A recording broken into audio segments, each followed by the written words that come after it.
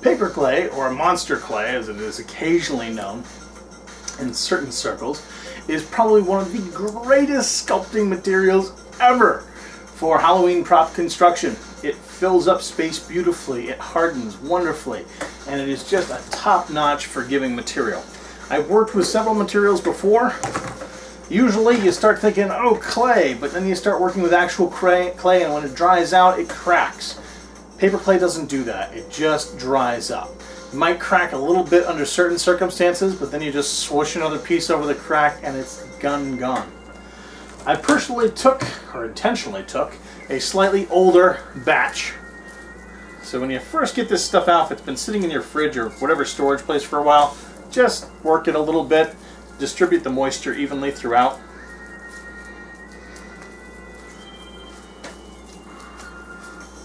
And it's a wonderful, wonderful mushy substance.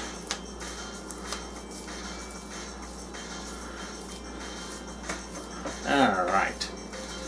Now, we're going to start going to where I differ from some other papier-mâché pumpkin manufacturing people.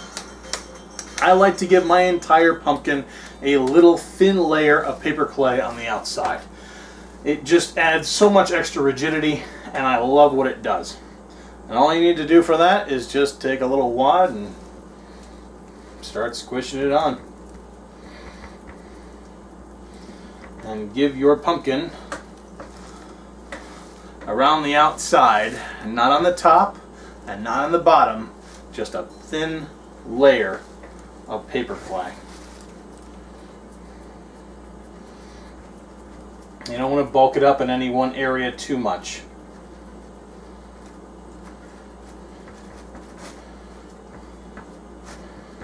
You do not have to do this. I just like to. Because as far as I'm concerned, it makes the whole thing a lot more sturdy.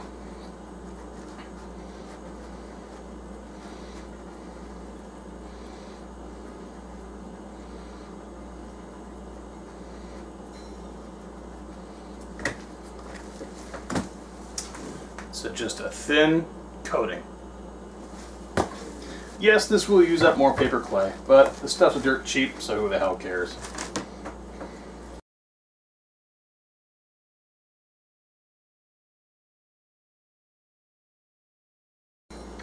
Now, if you don't like that mottled look to the pumpkin, where the skin is all veiny and weird, then you're going to want to take another extra step as you do this, and that will be smoothing the paper clay as you go along, and I'll show you how to do that in just a moment.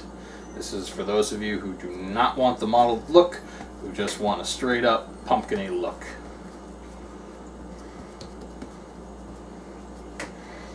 But I'm having too much fun right now to immediately stop and do that. The material is just hideously workable. It wants to work with you. It'll go in any nook and cranny, it'll conform to almost any shape. I just love paper clay. Absolutely love it. And when you see how it dries, you'll see how it can be used for so many other projects as just a stiff, easy to work, bulking material that will sculpt reasonably well. This is not a fine detail sculpting material. However, once it dries, you can take a cutting bit of a Dremel and kind of carve it down and do some fine sculpting in it with that. But this will get rough details beautifully.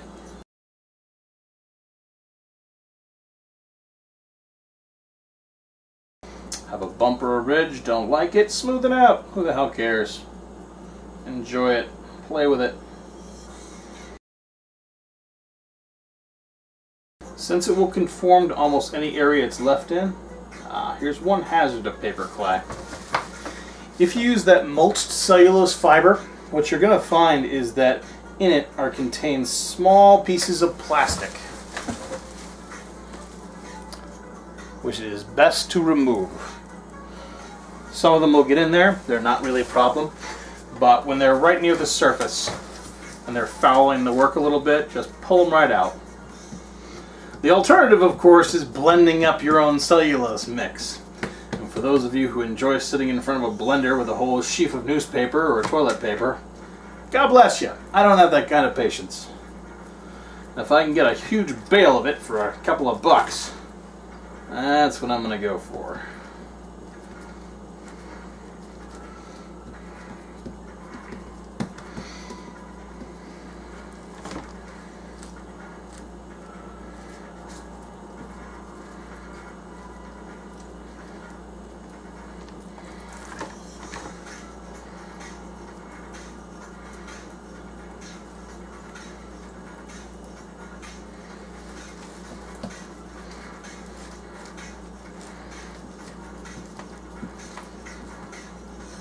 And I completely forgot, there's another thing I like to do with the parts of the face that I normally do before this step, but I was so eager to get into the paper clay, I just totally skipped it. So I'm not going to do the face just yet. I'm going to put the paper clay on the outside as much as I have here, and then let it harden, and then I will go through some of the face detail steps so you can see them.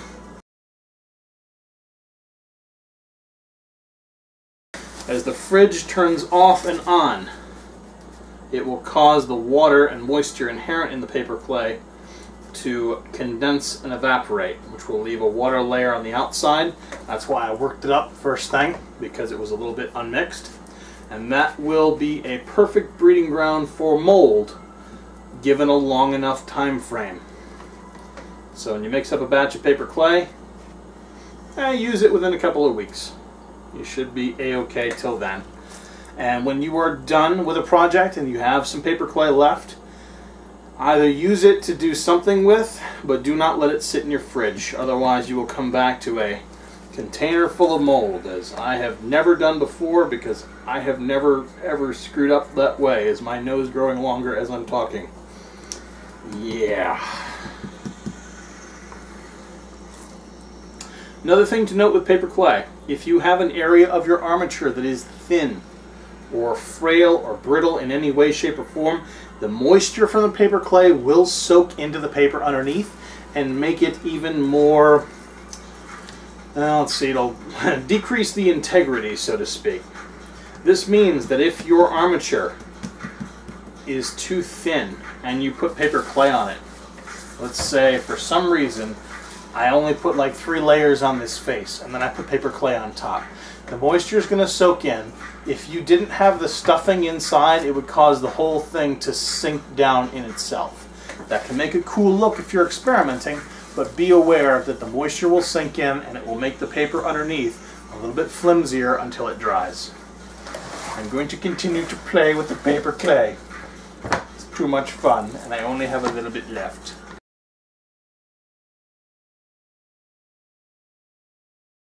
For some reason you want a thick outer coat. Fine. Enjoy. Go for it. Apply as much as you want, but be aware that it will take a longer time to dry the more you have on.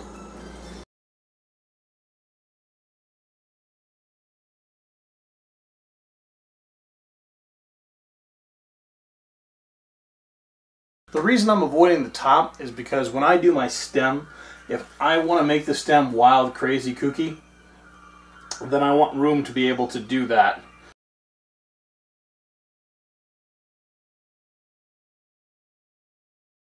If you were worried about the bumpy edges at all, like right here, there's a fairly bumpy edge. If you're worried about this drying and having to come back to it and having it look kind of unsightly, just smooth it right in. Right flat and flush to the newspaper. If you're worried about it. Personally, I don't care for this project, but it can be smoothed right on with no trouble whatsoever.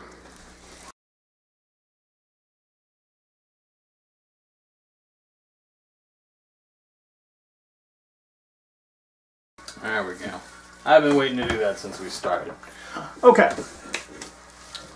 Time to give a quick pause and come back for a step that you will need if you do not like the modeled look and you just want a nice, smooth exterior. Alright, for whatever reason you've decided that you really don't like that mottled, veiny look perhaps, and you just want a nice flat exterior to this. But the paper clay is kind of coming out bumpy and you're not really sure that'll give you the smoothest surface when you decide to paint straight on. So to fix that, we're going to smooth it down. Remember that paper clay is still just effectively paper mache. It's paper pulp and it's flour and it's glue with only a little bit of drywall joint compound thrown in. Now if we want to smooth it out, we just take a little bit of regular mache paste, get it on our brush, and brush it right down. This will smooth it right out with no problem.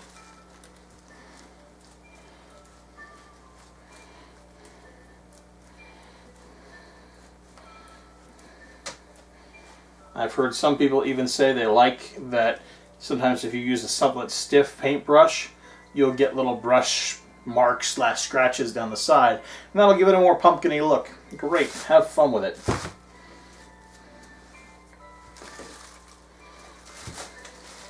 So if you want a nice smooth surface, give it a brush down with your mache fluid. It'll make it very soft, very pliant, and very smooth.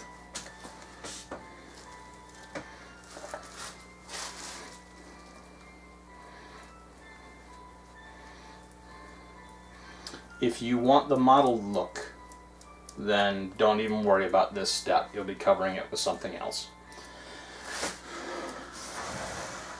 So you can take the brush, smooth out any areas that are lumpy and bumpy that you don't like, and this will give you a fairly nice smooth surface. Brush it right down. It's almost as if you were layering again. It's not that bad, trust me. But you can brush out any imperfections and make this as absolutely smooth as you want it to be. If you don't like those brush marks, well, just rub them out. I don't think you'll notice in the end project, really. But you can smooth it that way. Just run fingers along it. If you need to, dab your fingers in the fluid. All about personal preference. The more mache paste you add to it, the more you'll weaken the overall binding of the clay.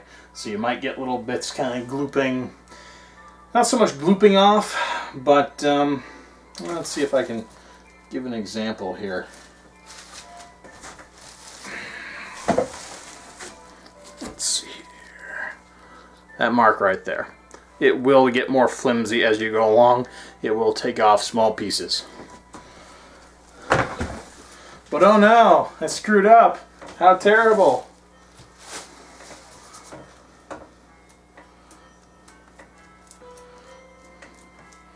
My work is ruined. Oh no.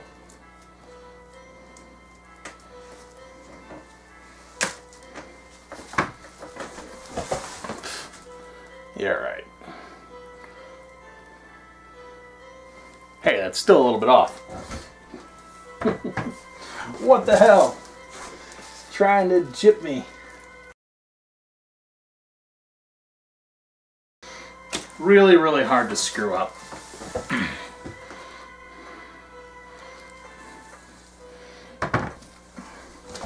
So that is the step for smoothing paper clay.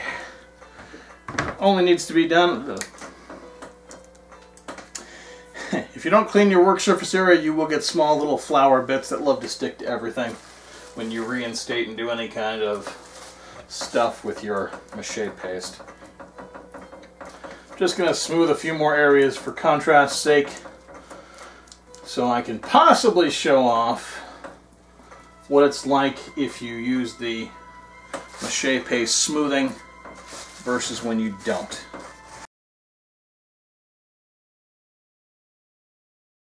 I'm going to throw a fan on this, let it dry. Make a little bit more paper clay because, well, that last batch was just some leftovers. and hopefully show you, once the paper clay is dry, what you should be doing with the face before you start the paper clay step. Again, I was just so excited I jumped right into it. Alright, I'll catch you on the flip side and I'll show you that once this is dried up.